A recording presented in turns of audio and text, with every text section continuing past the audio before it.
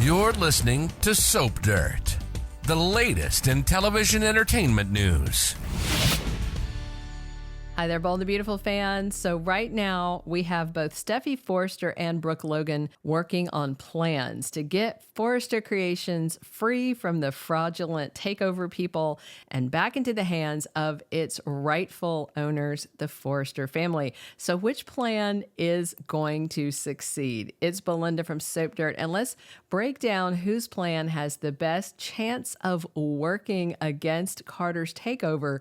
And if you're not following us, please subscribe. So just to sum it up, Brooke's plan is to be the CEO and warm up Carter Walton and just ask him to give back the company. That's not exactly strategic. I mean, I'm not even sure why Brooke thinks Carter would have a spontaneous crisis of conscience and just give it back. And even if he had second thoughts, let's be clear, Hope Logan would fight it. She has convinced herself that the Forresters shouldn't be allowed to run their own company because they fired her and they're bad, and she doesn't think they treat Logans the way they should. So Carter might have a soft spot, but I don't think Hope does. And remember, she's the one who put her hand on top of Carter's and literally guided him to sign those papers. Now let's flip over and look at Steffi's plan.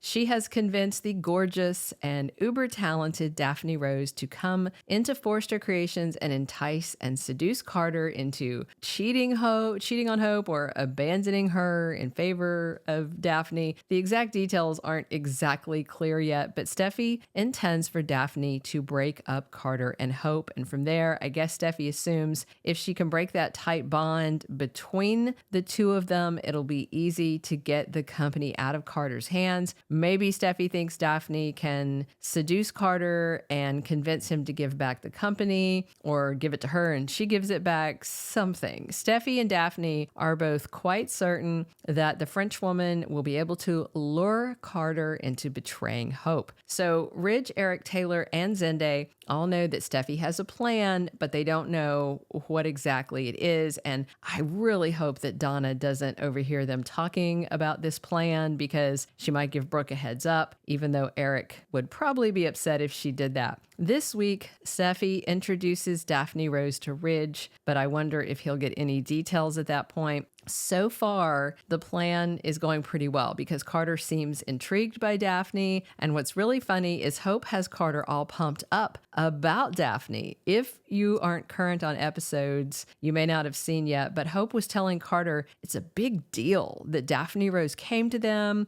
Hope said word is spreading and people want to work with them, and they think it's a good sign that it doesn't matter to people like Daphne that Steffi, Ridge, and Eric are gone. So Carter and Hope really think they're out there making things happen and they're building some sort of reputation in the industry. None of that is true. They are deluded. The only line being designed right now is Hope for the Future, and it is the least profitable line at Forrester Creations, with sales. And without Couture and Brooke's bedroom getting new designs from Ridge, Carter and Hope aren't going to have much to sell. Buyers are going to be calling and asking when these new collections will debut, and they will have no answer. And I sure hope Ridge and Eric are working on fresh designs while they're outside of the office, but this custom Forrester scent that Daphne's doing could be a big deal. If she plans to give it to them or plans to give it to Carter. She may plan to hand it over, but only when Forrester Creations is back in Steffi, Ridge, and Eric's hands. I just can't see Daphne doing anything that is going to actually help Carter and Hope succeed in their takeover. And part of the plan requires Steffi to be back at Forrester to help Daphne. So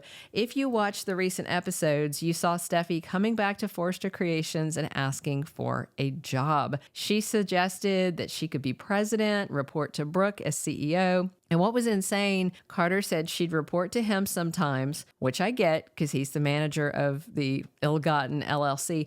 But then he also said Steffy would have to report sometimes to Hope. I'm sorry, what? What role has Carter given Hope that the president of the company would be reporting to her? That's just crazy. Hope is not co-CEO. She's not anything important. She is running Hope for the future, and that's it. There's been no other role that Carter or Brooke have announced for Hope. So if she's going to be reporting to her, that's just some pettiness. That's just some gameplay. So I suspect the real reason Steffy is back at Forrester is to run interference so Daphne can work her seduction magic on Carter, and she may be, spraying herself in pheromones.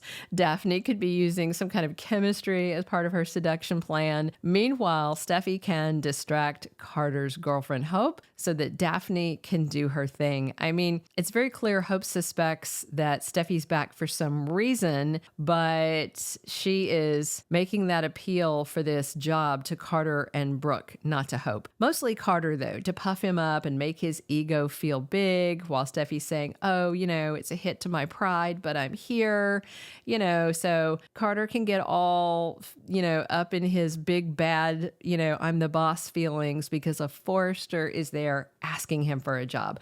So of course he's going to let Steffy come back. Brooke's all for it. She thinks it'll get her back in Ridge's good graces. Brooke had about 2 minutes of standing strong, saying she was done with Ridge, and then she crumbled like a sandcastle in high tide. So Brooke's definitely going to try and work on her plan to prove that she never betrayed Ridge, hoping he'll dump Taylor, reunite with her. And Brooke thinks agreeing for Steffy to come back may lead Ridge to come back, which means Brooke could be around him at work and try and lure him away from Taylor and back to her.